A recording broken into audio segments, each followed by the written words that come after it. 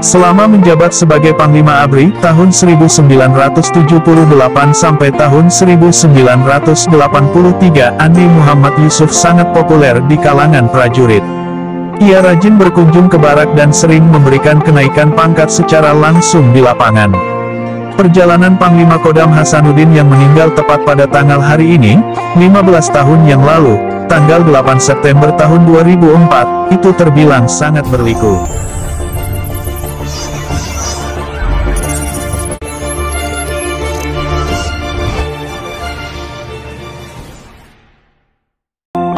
Ia sempat jadi dari pedagang, prajurit, masuk penjara, hingga diangkat menjadi anak tertua oleh Presiden Soekarno. Andi Muhammad Yusuf Amir lahir di Kajuara, Bon, Sulawesi Selatan pada tanggal 23 Juni tahun 1928. Ia adalah seorang keturunan bangsawan di Bon.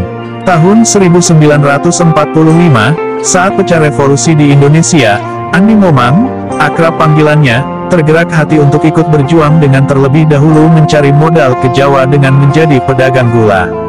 Menggunakan perahu pinisi, ia berlayar pergi ke Pulau Jawa untuk menemui seorang bernama Saleh, di Yogyakarta, yang disebut-sebut mendapat lisensi penjualan gula dari pemerintah. Setibanya di Yogyakarta dan bertemu Saleh, mereka sepakat mengirimkan 600 karung gula atau sekitar 60 ton untuk dijual ke Singapura. Mereka sepakat hasil penjualan dibagi menjadi dua, untuk membeli persenjataan. Gula yang dibawa Andi Momang terjual habis di Singapura. Namun, karena penjagaan ketat oleh patroli Belanda, ia gagal menyelundupkan senjata. Bahkan sesampainya di Bon, tatkala menyiasati pembelian senjata di kampung halamannya dari serdadu Australia, ia hampir saja tertangkap oleh polisi lokal. Tidak disangka, polisi lokal yang hendak menangkapnya adalah suruhan abangnya sendiri, Andi Petagapa, yang tidak menghendaki adiknya ditangkap dan ditawan Belanda karena perjuangan.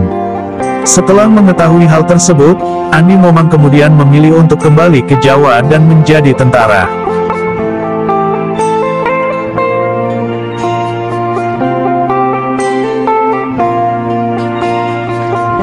Ia bergabung dengan Tentara Rakyat Indonesia TRI, berpangkat kapten, dan menjadi ajudan Kahar Musakar.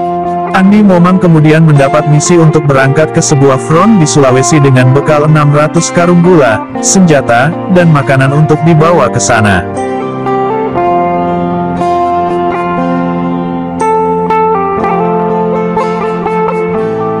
Kali itu, Andi Momang benar-benar ditangkap oleh patroli Belanda tatkala ia dan pasukannya sedang singgah di sebuah pulau untuk mencari air minum.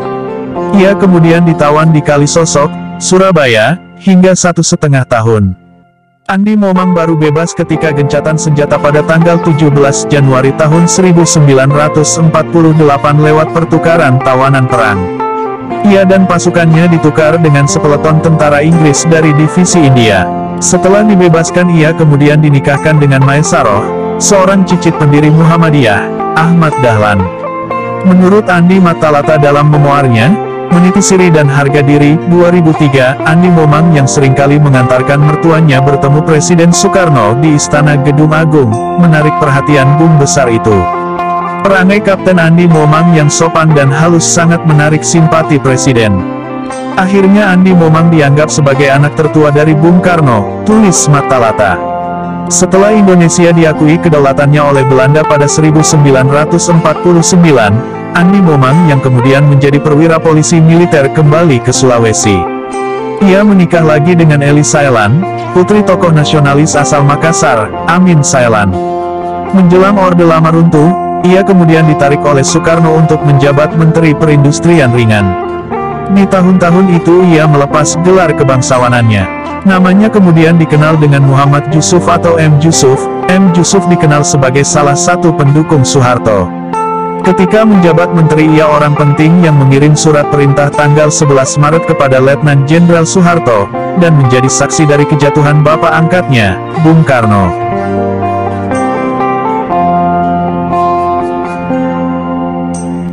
Tatkala Soeharto menjabat jadi presiden, setelah belasan tahun berada di luar dinas kemiliteran, Presiden RI kedua itu menjadikannya sebagai Panglima ABRI, sekaligus Menteri Pertahanan dan Keamanan dari 1978 sampai 1983. Saat menjadi Panglima ABRI ini, M. Yusuf sangat dekat dengan prajurit.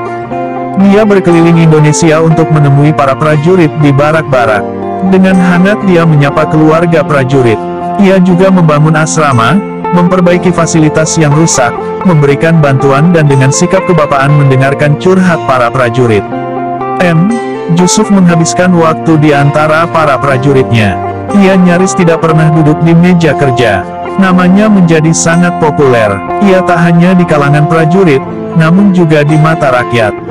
Saat itu TVRI yang menjadi satu-satunya stasiun televisi selalu menayangkan kunjungan kerja Jenderal Yusuf.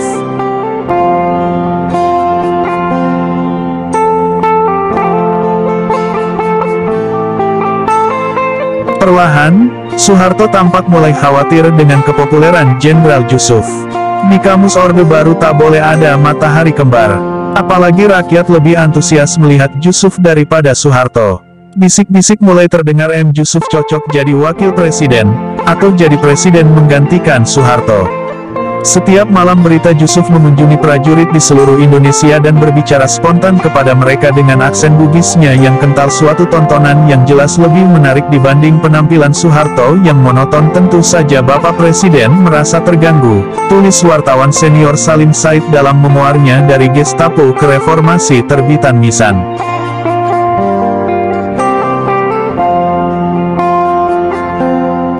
Hubungan Soeharto dan M. Yusuf akhirnya dingin. Pernah satu ketika M. Yusuf menggebrak meja di depan Soeharto dan para pejabat negara saat ditanya, apakah dia memiliki ambisi pribadi seiring kepopulerannya.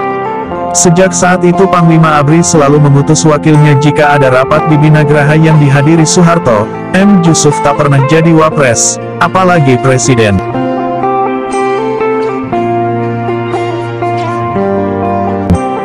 Dia digeser Soeharto menjadi Kepala Badan Pemeriksa Keuangan.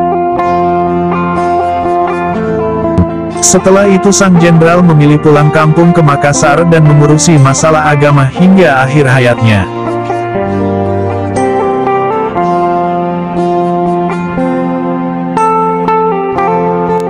Ini adalah perjalanan yang tidak mudah almarhum Panglima Yusuf. Beliau adalah seorang patriot yang pernah dimiliki TNI hingga sekarang nama M. Yusuf tetap jadi kebanggaan orang Sulawesi.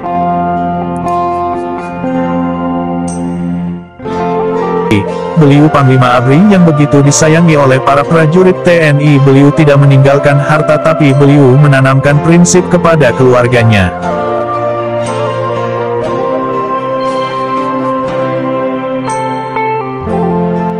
Al-Fatihah buat Panglima Yusuf, semoga beliau berada di sisi Tuhan Yang Maha Esa. Amin ya Rab. Kira-kira apa pendapat pemirsa mengenai sosok Panglima Yusuf?